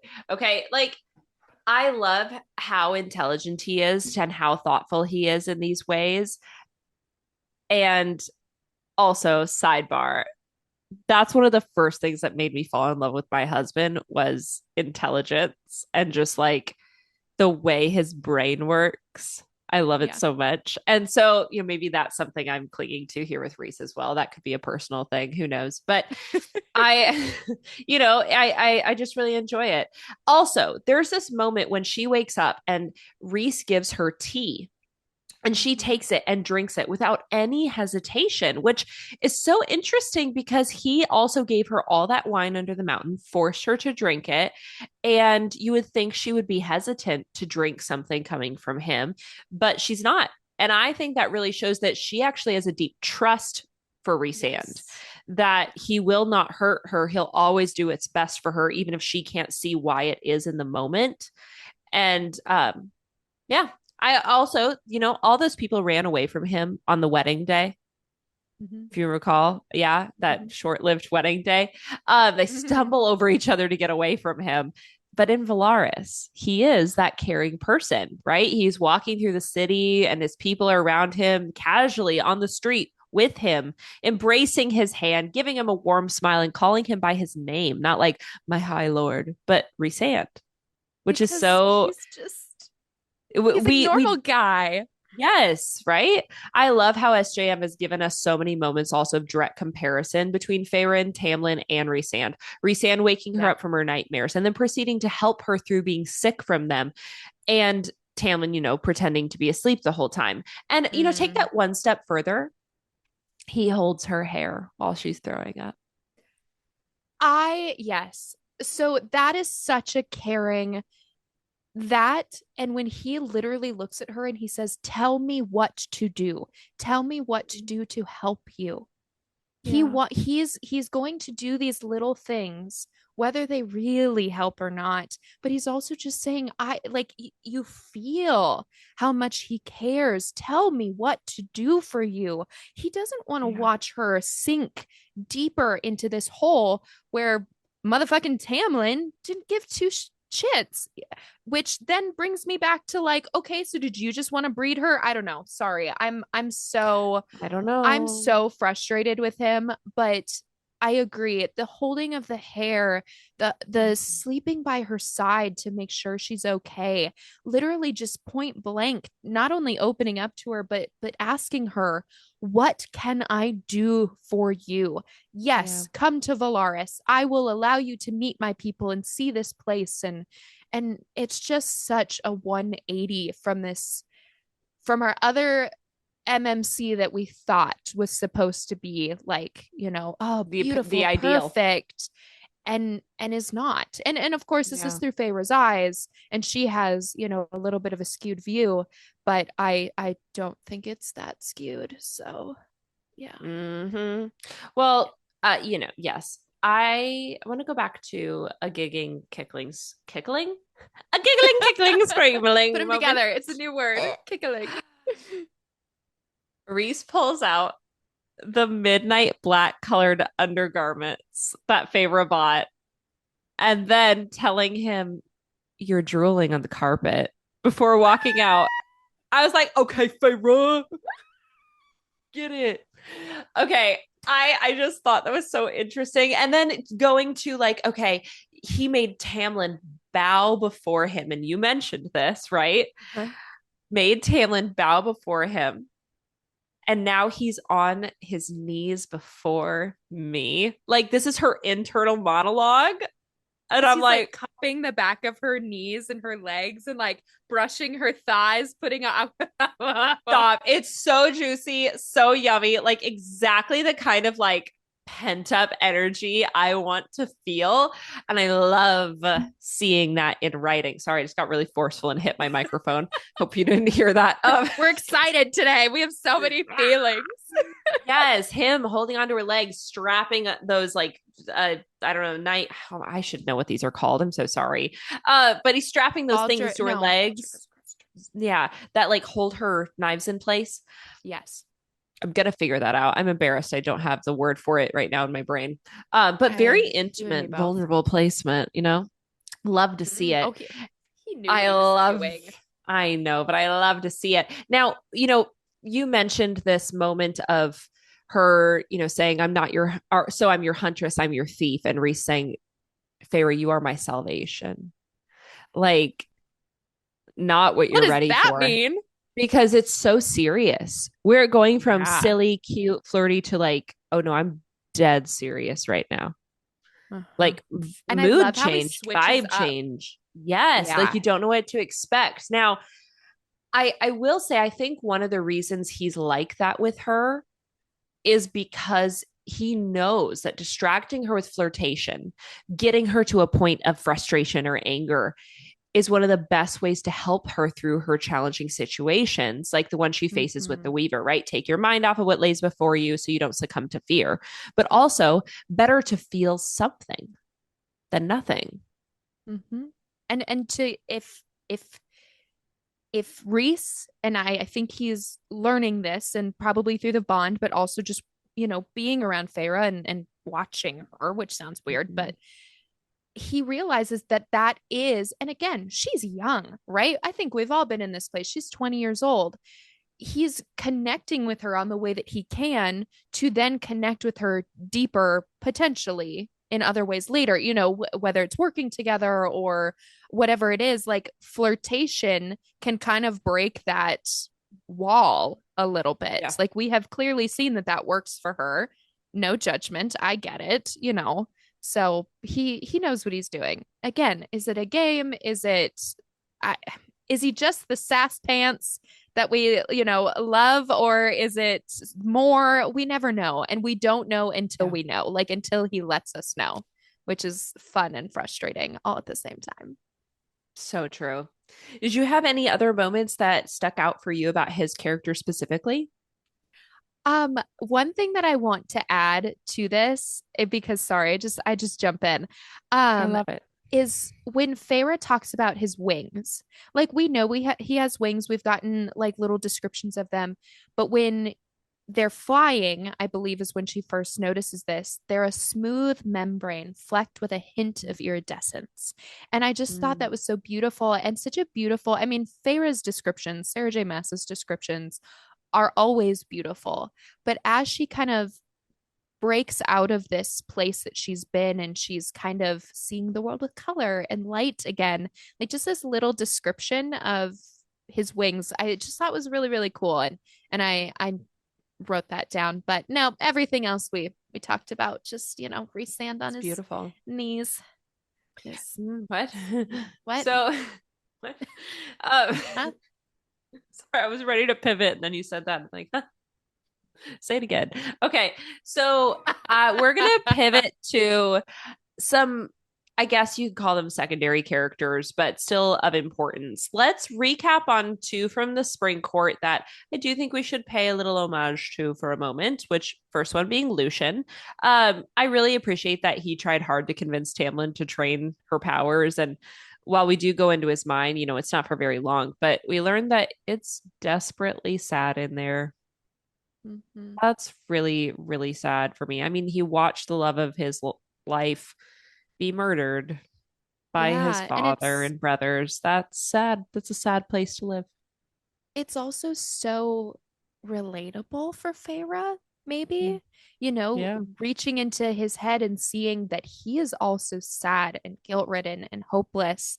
Like, I don't know. And maybe she didn't see it in the moment, and maybe she never will. But I was like, that's also maybe got to be a little cathartic to know that you're not alone in those Yeah. feelings. That Very and look true. at Lucian who's continued to live, right? Maybe not in the Mhm. best way because he kind of just, I mean, he tries to stand up to Tamlin, but he does what he can, I guess. I don't I know. guess. Yeah. I mean, he says, I'll try again after, so many failed attempts. It feels kind of like an empty promise after a while. And Yeah. I have to question, like, did he know the plan? Because he knows how to describe to her where the shield is and where it extends to. So Yeah. he must have known something about what was about to happen to her. And we already know he says, don't make me pick because he picks Tamlin. And I guess that just makes me frustrated. It's like he Yeah. frustrated for him too. Like he wants to help her, he wants to be there for her. Also, Lucian can winnow. We questioned that last time. He can. Yes. Yes. Yes. Yeah, I don't really have much to add. I agree. It's nice that he wants to be there for Feyre and he offers to help and he does try. Like he asks, right? But I don't know. I wish that he would push back more. Like I'm like, Mm, why are you such a follower, Lucian? And maybe it's that he feels he has to be and with his childhood and I don't know. I if and when he comes back, I do hope that there's some growth in that. And that yeah. yeah, our promises aren't so empty or you know what, just be a dick and be Tamlin's puppy dog, I guess. I don't know. Speaking of dicks, not in the literal sense, but the figurative. Let's talk about Ianthe. Okay, so we had questioned prior to this how Rhysand and Ianthe knew each other. We figured they probably did. And then we learned, yeah, they did. Rhysand hates her for the advances that she made on him when she visited his court, trying to claim him essentially for his power and breeding of him Mm. for her Mm-hmm. political advantage. Okay, this makes so much sense because then on top of that, she uses Rhys and like advances on him without his consent and grabs him. Mm-hmm. No wonder Feyre is worried for Lucian being alone with her. Mm. But then Rhys breaks her hand to like a horrid, horrid point, which he says, you can get healed, but don't ever come back here again. So yeah, no wonder she disappeared real fast when she saw him at the Yeah, wedding. You know, for real. I and I don't want to see her anymore, but I fear we we're will. not done with her. Yeah, it And doesn't feel like, done. ladies, go for what you want. Be proud Mm-hmm. of your femininity and your sexuality. Um, but she's disgusting. She is. I'm sorry because she's just power hungry. And it doesn't matter who or what it is. She couldn't have Rhys and couldn't have his babies and his power. At least at this point, we figure she couldn't have Tamlin. So she tries to get Lucian in her bed and then tries to control Feyre. Again, be do what you want to do, ladies, but this is gross. This is not Anthe. It just gives me the ick. She's a seductress in the worst way possible. And I'm like, so then Yep. how much of Tamlin's ear do you have? Or who's next? Like, was it breed Feyre with Tamlin, but you pretty much get to be his, you know? I yeah. Mm. I His other half. Yes, like you get to make the decisions. Feyre's locked in a room to pop out a baby. Yeah. Yeah, I could I see that. nasty, nasty woman. Blech. We went from Mm. hating redheads to hating blondes, I guess, when it comes to our nasty female. Hey, I'm not a redhead right now, but I usually am. I'm going back, but we're the problem. Whoops. Yeah. Yeah, I don't love her. I don't love No. her. And I fear We we shall see more. we do love someone else who is also a blonde that's in We a do better love this court. blonde. Okay, so Morrigan. Morrigan Moore, the protector, if you will, the Mhm. powerful protector. So I recall, when we see Morrigan again on repeat, she's saying, "You're free." You're not, it's not that she's saying you're safe, you're protected. No, you're free over and over and over again. And Feyre instantly feels comforted and calmed by Mora's presence when she's only really met her, what, once? Twice? Twice? Yeah, once or twice Barely. ish. Okay, barely. That's the point, right? Trust her even though she barely knows her. And more is, we learn, Rhysand's third in line. And he even says that only a fool would believe that Cassian and Azriel were his apex predators. We don't really know much about Moore's power, Uh-uh. truly, but it must be pretty substantial to rank over Cassian and Azriel with their descriptions, and then be considered to be able to go toe to toe with Amren, who Rhysand says is even more powerful than him as the most powerful Yeah. High Lord. I'm like, this power ranking system is interesting. Um, Yeah. but Moore is who Rhys says he will call in when Cassian and Azriel are both dead and the armies are defeated. Uh-huh. Uh-huh. I wrote that down too because I was like, whoa, this bitch, what? Yeah. Whoa, what is her power? I What can she do? I have theories that I am not going to share on this podcast because they will spoil other books. When we get to those other books. And that nothing I'm theorizing is confirmed. Yeah. I have theories. And when we get to those other books, Then we I can want to talk about talk about those theories. Okay. and I All don't right. even know, So guys, because I haven't she read doesn't it. even know. She doesn't even know. But it's in the SJM world. Okay. But yes, I love a good cross connection. Mm. So yeah, I think Moore is really interesting. I think her powers are really interesting. I love that, Feyre says she's that first potential female friend of her lifetime. Go girlhood. Yeah, we love that. She really hasn't had that, right? Her sisters, not Mm. really. Alice, but that's more like More mommy like a auntie mom. vibes, Yeah. right? Yeah.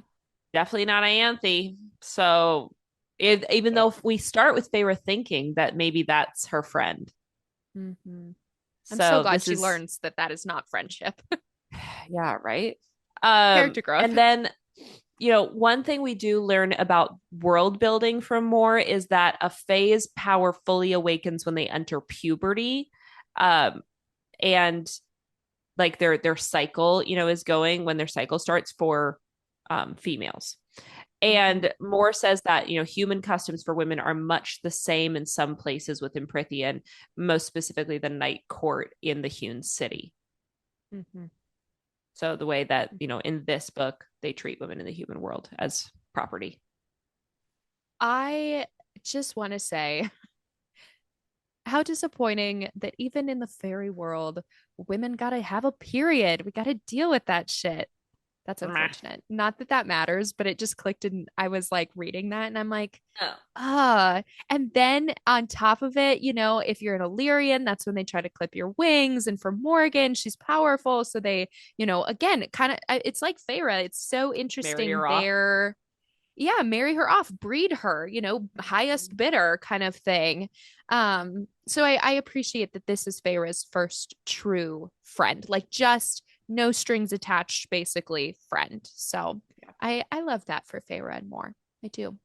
And then there's scary Amren, tiny ancient one, if you will. Yeah, I love that Ooh. Cassian calls her that because he's so quippy. Uh-huh. Yeah. So Amryn the second in command. Okay. Hmm. Looks like High Fae, but something else lives beneath her skin. We talked about those silver eyes. Rhys says that Amryn likes to hoard jewels, and Bob's like a fire drake, which I don't really know, but I alluded, like, is a fire drake a dragon? Yes, I looked it up. It's like a dragon that would live in a cave. So kind of Okay. like, so go and take things and bring it back to the kind of like a Like crow the does with Hobbit. sparkly things. Yes. Yes. Okay. So he also says, she is older than the city itself.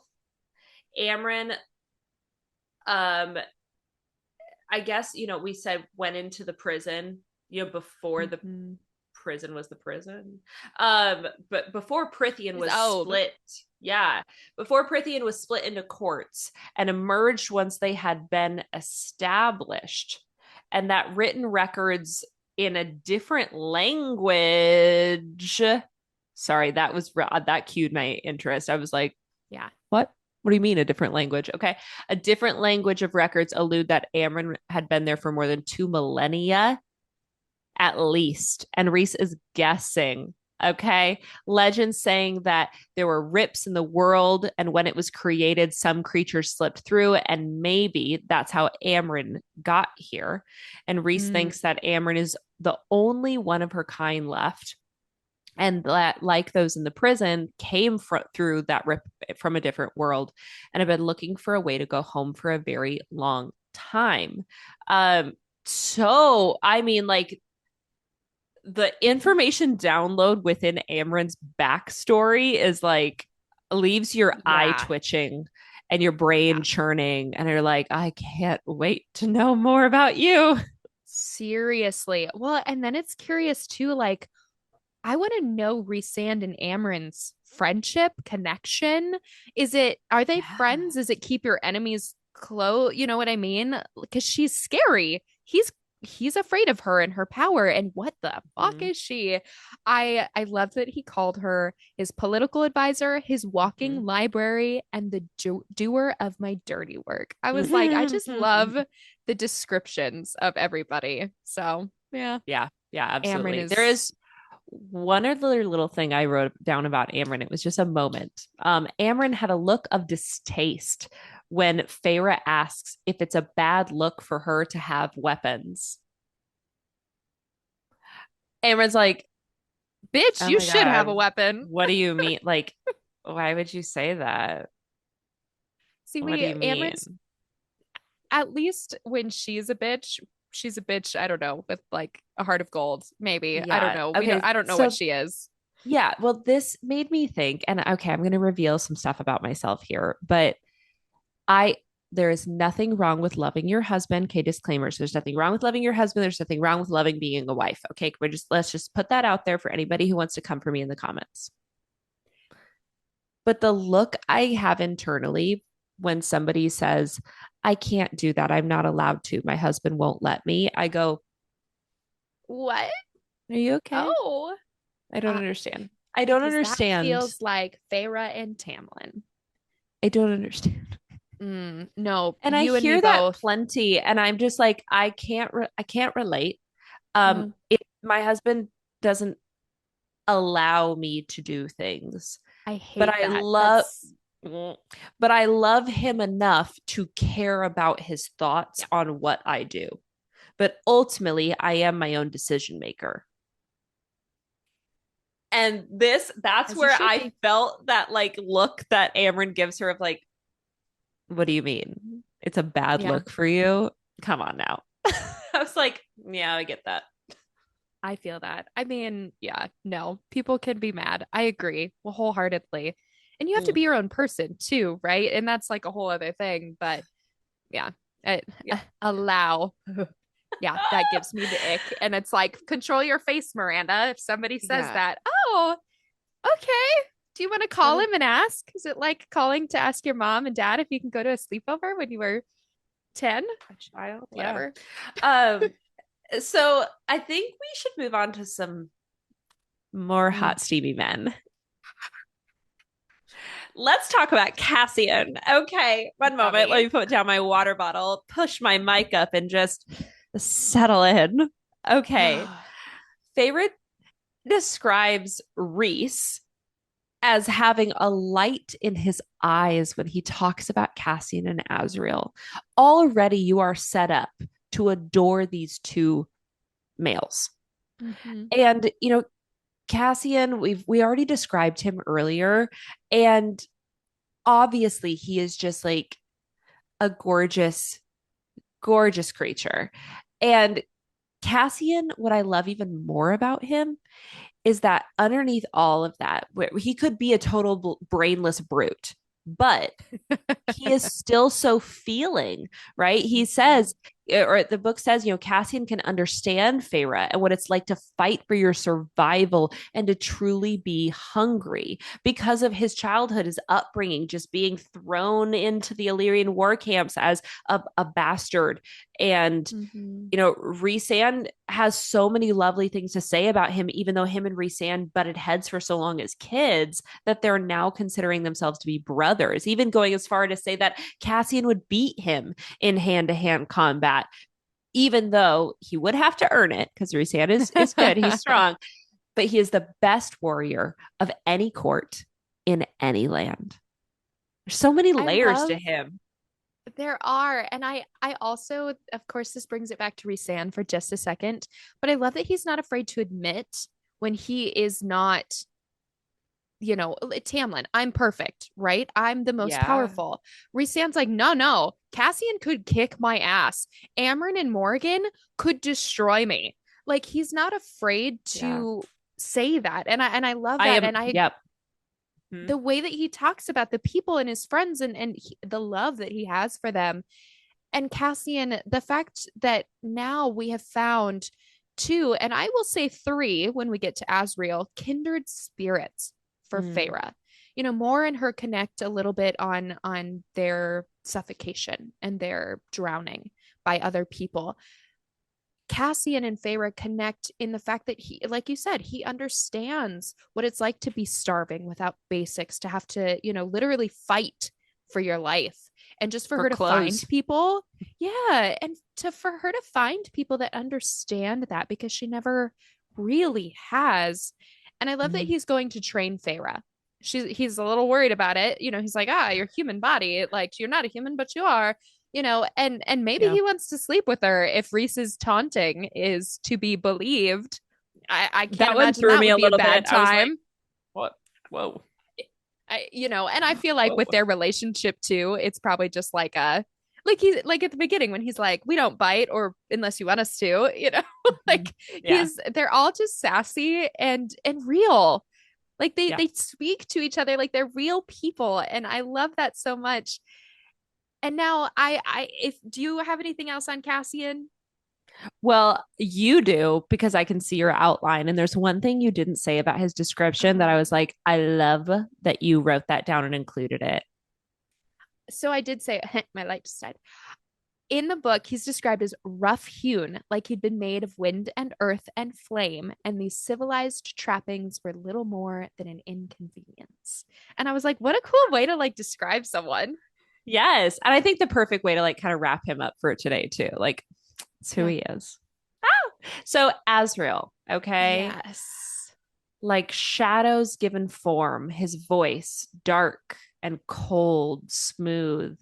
We described him earlier as beautifully or classically beautiful, right? Mm-hmm. But his upbringing, nothing of the sort. And Asriel being kept in a cell during his childhood, no windows, no light, was allowed out of his cell 1 hour a day and only allowed to see his birth mother 1 hour of a week, not allowed to fly or train like the others, right? Suppressing all of his instincts. And when he was 8, his brothers used oil and fire to burn his body to see if healing would work with his Illyrian blood. Talk about So trauma. sad. I think Yeah. of all of these characters, Asriel is potentially the most traumatized. Mm-hmm. Which could lead to why he's kind of this quiet, sit in the corner and observe before saying anything kind of person. Mm-hmm. And I said before, now that Feyre's in the night court and meeting the inner circle and more of these people, we're seeing that she's connecting more and finding these kindred spirits. And I say that Asriel is another one of those because they're flying in to the human realm. That's where we stop at the end of this chunk. And Feyre admits to him in that moment that she doesn't fit in anywhere, and he agrees. He says, I don't know where I fit either, basically. And I found that so interesting because he's in the inner circle, but it's that he doesn't feel he should be, or it's that childhood trauma peeking through. And for them to connect in that, even if it's just this little thing of we're different and we feel different and there's something different about us. Being a shadow Mm. singer is unique, and Feyre is literally made. And so I just loved that she's finally finding people that she can connect with and have this like bond that's more than just, protection, lock away. I don't know. Azriel feels kind of as much as a question mark to me as like Amryn does. Like there's Yeah. just so much so interesting about him, and like the shadows, the way that they like encompass him and then like caress Feyre's face, and like then he's so interesting to me. And the way that he watches people, I'm just like, what do you know? I don't know. It, Mhm. another of So the true. the inner circle that's just so interesting. They all are. Now these last two, we're gonna brush by them pretty quick, but they are frequently seen. Book one, book And two. thank God you're telling me how to say the one's name. Yeah, their names are really hard to pronounce if you haven't heard them. And I, as a book reader, physical book reader, and an audiobook listener, am gifted with pronunciations. That So helps. Nawala and Caradwyn. Caradwyn. That helps. Yeah, that C is a hard one, like a hard C. But Nawala and Caradwyn, they're constantly around helping Feyre in the most gentle way, as they always have.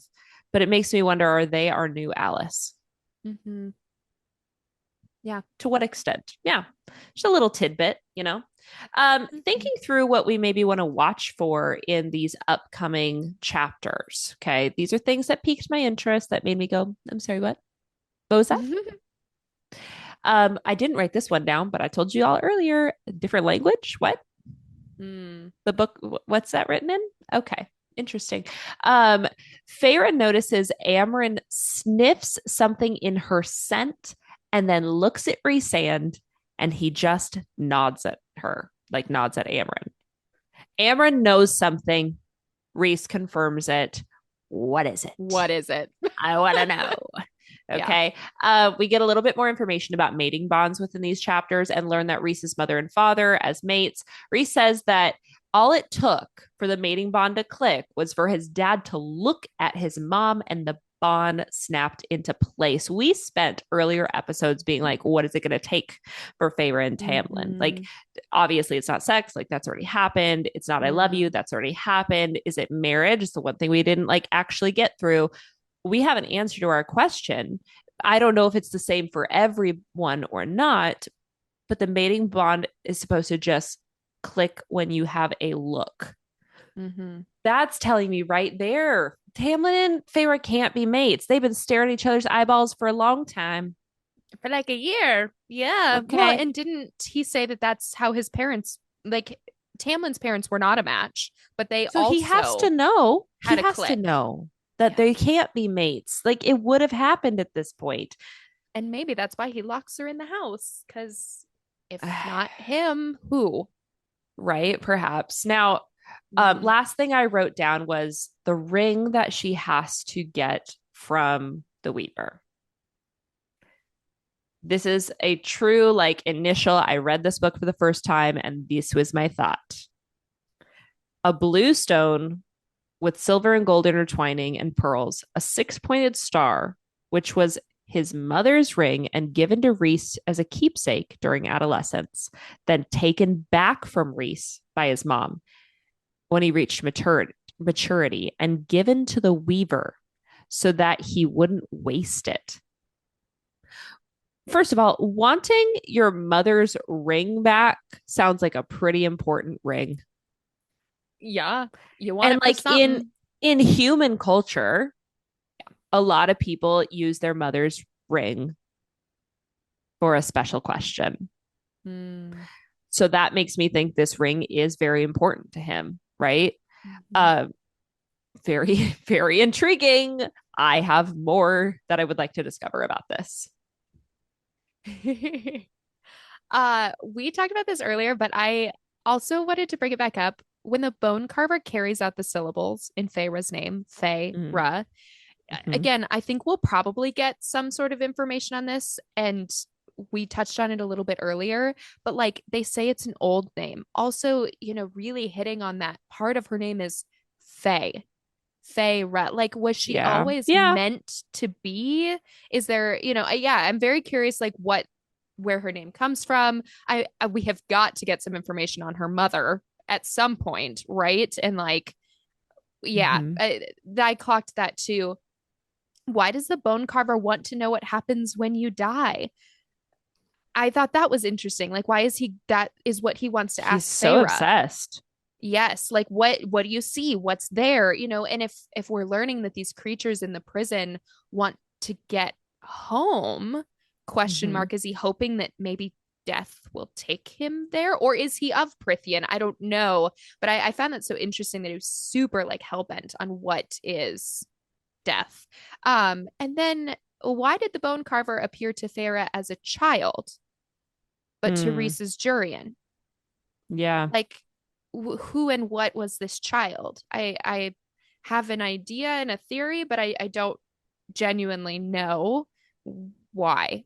And I feel like that means something, especially if he was Jurian to Rhys. Mhm. Who and what are all these creatures? The Amryn, the bone carver, the weaver. Like I want to know more about them and where they come from, and also like even the Illyrians, because they don't have the pointed high fae ears. So Right. are Oh, I they left that lesser out. I'm fae? so Are they sorry. something? No, They're girl. different. They're described as a different race of Right. Fae. And so I'm just curious, a little bit more about like maybe some of the I don't know, lineage maybe of Yeah. all of these people in these groups is really intriguing. Um what is between Moore and Asriel and Cassian? Is it a threesome? Is it a love triangle? They're all like super close but also kind of weird around each other. Yeah. That seems interesting. Not sure what's For happening sure. there. Uh and then What a I brought fun it up scene to earlier. read. Wait, what a fun scene to read. Oh, yeah. If it was also a threesome. Oh, I was like, did I miss something? No. Whoa. No. I'm I imagining. Yep, and I am now too. Not that I didn't earlier, but uh bringing it back. Touched on this earlier, but Sorry. She was hey, in such a flow state, and I really interrupted that. if I know anything about these little descriptions of Cassian and Asriel, and throw Rhysand in there, let's make it a whole menage a trois. Anyway, Asriel's a shadow singer. Bringing it back, he's got shadows. Is that so? Like he's a shadow singer. Rhysand is a Demati. Hey, Maddie. Are Yeah. the shadows that are connected to Asriel the same kind of shadows that are connected to Rhys? Like I'm super curious how this, like what that So, means, how those what work I understand is like Azriel can communicate with shadows. with shadows. Yes. And Rhys is just And like made of shadows. Rhysand's Daemati powers is one of his powers. It's not his Mm-hmm. entire power. So like he is essentially his power is like darkness, I guess. Like Okay. his So darkness power and shadows are different. produces as shadows. But I Okay. don't think Azrael controls shadows. He just can speak and Speak to communicate them. with them. Okay. Okay. Okay. We may get more clarification on this, but this is my understanding thus far. Okay. I was a stitch confused. So that Yes. helps. Like shadows, talking to shadows versus controlling shadows, Yeah, I think controlling so. darkness. Yeah. Okay. Okay.